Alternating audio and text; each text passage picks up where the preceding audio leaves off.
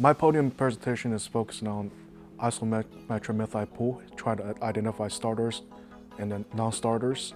What we found is pretty obvious. The starters generate more force, total force, than non-starters, while they use less time to develop that force also.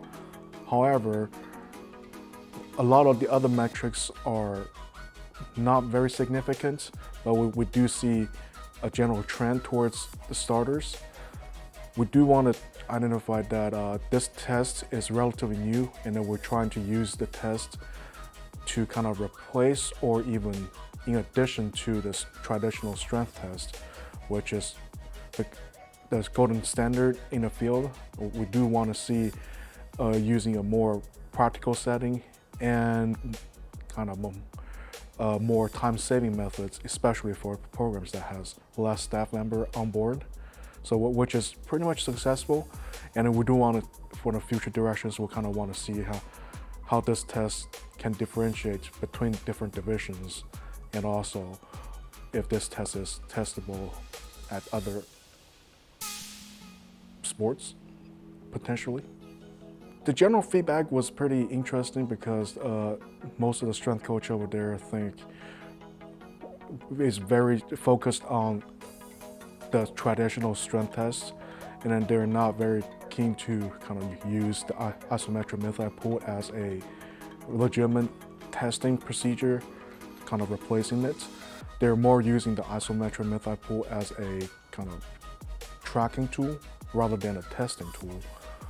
So they were more interested in to see if more subjects are getting into this thing, you can get more significant difference between the starters and non-starters, and help them to kind of pick their training programs to lead the non-starters to starter role, because football is a very injury-prone sport, and you always want that next guy up mentality.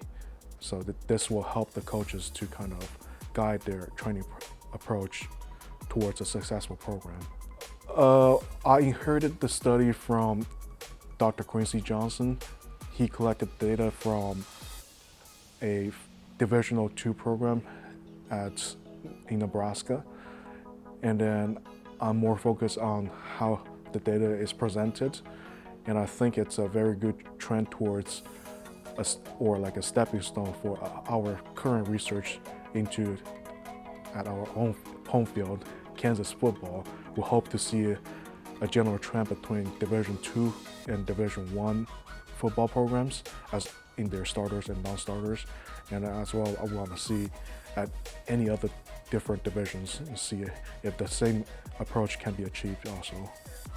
It's actually collected on the same population football players, but the poster was more focused on counter movement jump, also identifying if there's a difference between starters and non-starters, which the counter movement jump actually show more metrics that are significantly different between starters and non-starters.